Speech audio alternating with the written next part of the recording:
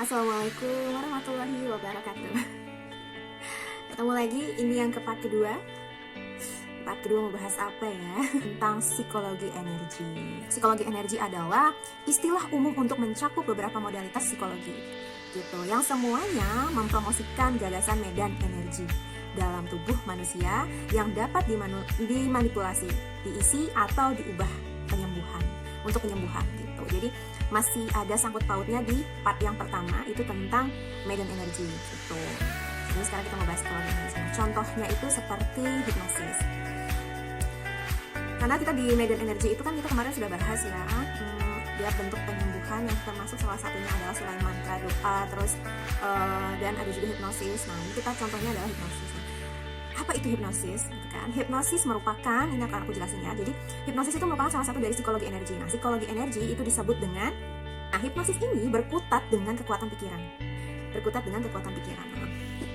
Sebenarnya butuh lebih dari sekadar berpikir positif loh untuk mendapat atau bisa mengontrol tubuh dan hidup kita gitu. Jadi aku pernah, kalau nggak salah, sama pasien itu, sama klienku, aku selalu ngomong, ayo berpikir positif gitu kan. Dan itu semuanya nggak hanya dengan berpikir positif loh gitu. Aku kadang, aku bukan kadang ya, lebih sering kayaknya bilang, ayo actionnya gitu kan. Ayo bunda coba dilakuin, coba sering gitu kan. Dikomunikasikannya sering gitu kan. Diulang-ulang sugestinya. Jadi bukan hanya dengan berpikir positif, jadi ada actionnya sebenarnya. Aku akan jelaskan secara lebih rinci di sini. Jadi hanya sekedar berpikir positif tuh sebenarnya tidak akan menimbulkan dampak apapun terhadap hidup kita. Walaupun mungkin ada beberapa orang yang aku dengan berpikir positif jauh lebih sehat loh gitu, ada. Tapi kalau untuk hasilnya nanti ada beberapa, lebih banyak sih kasus yang aku temuin. Kita berpikir positif, nah saat ditemukan dalam suatu hal yang, atau suatu momen, suatu kejadian yang lebih ekstrim, itu semangatnya biasanya jauh lebih gampang merasa putus asa gitu, lebih berasa down. Aku udah berpikir positif, aku kayaknya sih aku udah ngelakuin semua hal gitu kan, tapi nihil hasilnya, karena kita lebih fokus ke berpikir positif dibanding actionnya gitu. Terus jadi hipnosis itu butuh suatu keyakinan yang kuat dan benar untuk bisa memberikan dampak yang kelihatan gitu. Nah, terus aku juga punya contohnya, aku mau kasih contoh. Jadi tahun 1952 itu ada dokter muda yang mencoba menangani penyakit yang disebut dengan kutil. Sebutannya kutil pada saat itu ya. Kalau nggak, kliennya itu usianya 15 tahun. Terus metode yang dipakai adalah hipnosis. Karena dia adalah memang penggiat hipnosis si dokter ini, dan banyak pasien-pasiennya dia yang berhasil penyakitnya sembuh dengan metode hipnosis. Tapi ini beda gitu kan, ini tuh kelihatannya penyakitnya tuh beda, kayak bukan kutil tapi memang kutil gitu, menurut dia itu adalah kutil, cuman bedanya adalah kulitnya itu jauh lebih tebal, mirip seperti kulit gajah kecuali di daerah dadanya. Nah itu lebih dadanya normal kulitnya, nah tapi untuk yang lain, tangan itu kulitnya lebih tebal dan lebih mirip kayak kulit gajah. Dan ternyata dia menggunakan hipnosis itu sembuh. Wow, luar biasa. Bagaimana itu rahasianya, kenapa bisa sembuh ya? Nah, terus suatu ketika dokter itu membawa anak itu ke dokter spesialis bedah. Dokter spesialis bedah itu ternyata sudah pernah menangani anak itu untuk pencangkokan kulit dan ternyata gagal.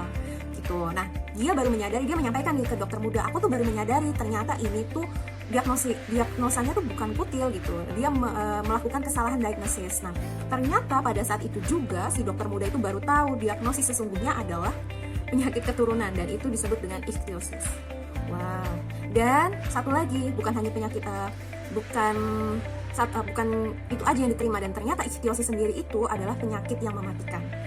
Kaget ya dokter mudanya itu, pasti wow sembuh dengan hipnosis. Nah lalu di suatu momen ia mencoba lagi dengan kasus yang sama dengan pasien sebelumnya ya, yang kulitnya tebal tadi, yang ichthyosis itu, tapi sayangnya tidak dapat mengulangi kesuksesannya atau keberhasilannya pada saat itu. Nah, setelah pasien pertamanya yang tadi ichthyosis itu, dia sadar sepenuhnya bahwa dirinya sedang menangani apa yang diketahui oleh seluruh pekerja medis sebagai penyakit kongenital atau penyakit bawaan dalam tanda kutip yang mematikan. Wow. Jadi disinilah kita dapat menyimpulkan ya bahwa sugesti dari lingkungan pekerja medis itu besar, dan dokter muda itu berada di lingkungan itu. Dan ada kemungkinan besar si dokter muda itu sudah tersugesti pula dan timbul keraguan dan menyebabkan kegagalan pada praktiknya. Mungkin teman-teman pernah dengar ya istilah atau kayak peribahasa ya, jatuhnya apa ya? Aku pernah dengar kayak gini, kalimat kayak gini. Berkumpullah dengan penjual parfum, maka kamu akan ikut wangi. Atau berkumpullah dengan orang-orang yang positif, maka kamu akan ikut terbawa positif.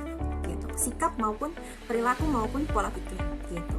Medan energi, sebuah lingkungan atau suatu lingkungan itu berpengaruh besar pada kehidupan kita. Gitu.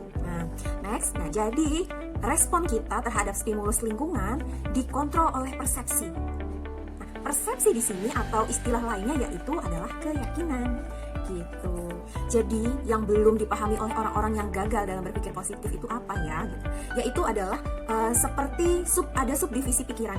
Ada subdivisi pikiran yang tampak terpisah, jadi beda-beda gitu. Pikiran sadar berdiri sendiri, pikiran bawah sadar berdiri sendiri. Tapi sebenarnya pikiran sadar dan pikiran bawah sadar itu saling terkait. Gitu. Apa sih Bu Dida nih? Mbak Dida nih bahas apa sih pikiran sadar, pikiran bawah sadar? Nah, ini juga termasuk basic dari hipnosis. Jadi sebelum atau teman-teman praktisi yang masih satu angkatan sama aku, ini harus tahu nih pikiran sadar dan pikiran bawah sadar untuk membantu pasien-pasien kita. Jadi kita harus tahu apa yang harus diperbaiki itu yang mana gitu ya. Jadi apa itu pikiran sadar? Nah, pikiran sadar itu yang mewakili tempat bagi identitas pribadi, sumber atau spirit. Nah, ini merupakan pikiran kreatif. Nah, walaupun bisa meninjau masa depan dan masa lalu atau memutuskan ikatan dengan momen saat ini. Mengolah pikiran untuk menyelesaikan masalah yang sedang kita hadapi. Itu pikiran sadar ya. Terus masih ada lagi pikiran sadar itu apa aja? Sebenarnya penjelasannya banyak banget ya. Terus dalam kapasitas kreatifnya menyimpan harapan, keinginan, aspirasi kehidupan. Terus tempat pemprosesan pikiran sadar diri atau self-conscious mind ada pada lokasinya di mana sih? Ada pada di otak bagian depan. Ada di bagian otak yang terletak di depan atau cortex prefrontal. Terus sifatnya adalah self-reflective. Jadi itu mampu merefleksikan diri. Terus dan merupakan organ pengindra yang mampu mengamati perilaku dan emosi kita sendiri. Gitu. Terus mampu mengakses nih ke sebagian besar data yang disimpan oleh memori jangka panjang di kita. Gitu. Terus inilah merupakan kemampuan yang sangat penting yang memungkinkan kita mengingat masa lalu dan merencanakan masa depan. Terus karena dia tuh memiliki kemampuan self-reflective yang bisa dibilang cukup bagus ya. Cukup bagus, terus sangatlah kuat juga sehingga dapat mengamati program-program perilaku yang berada di pikiran bawah sadar. Nah, itu di situ dia mengevaluasi perilaku tersebut dan secara sadar memutuskan untuk mengubahnya atau tidak. Gitu. Nah, kita bisa secara aktif memilih bagaimana merespon sinyal-sinyal lingkungan dan apakah kita ingin merespon atau tidak. Gitu. Nah, kemampuan pikiran sadar untuk mengubah program-program lama di pikiran bawah sadar. Jadi kemampuan pikiran sadar untuk mengubah program-program lama di pikiran bawah sadar itu adalah fondasi dari kehendak bebas. Gitu. Nah, kemampuan pikiran sadar yang mampu mempengaruhi kecerdasan bawaan tubuh. Jadi kemampuan pikiran sadar itu mampu mempengaruhi kecerdasan bawaan tubuh. Hebat ya pikiran sadar kita gitu kan. Nah, baru pikiran sadar yang kita bahas. Nah, sekarang aku mau bahas yang selanjutnya adalah pikiran bawah sadar. Jadi pikiran bawah sadar itu apa sih? Pertama, gudang rekam stimulus respon yang berasal dari insting dan pengalaman masa lalu. Kedua, bersifat habitual atau pembiasaan. Ketiga, tindakan pikiran bawah sadar itu bersifat refleks dan tidak dicetuskan oleh alasan atau penalaran. Selanjutnya, hanya berperan sebagai mesin pemberi respon terhadap stimulus yang hadir. Pikiran bawah sadar hanya memahami waktu sekarang, now. Lalu sistem memori bawah sadar itu sangat parsial, mengunduh data suatu objek dan memberikan fokus penekanan pada persepsi-persepsi tentang hal-hal yang berpotensi mengancam kehidupan kita saja. Nah, kalau misalnya ada pertanyaan seperti ini. Jika pikiran sadar memiliki keyakinan yang berbeda dengan pikiran bawah sadar, kira-kira pikiran mana yang akan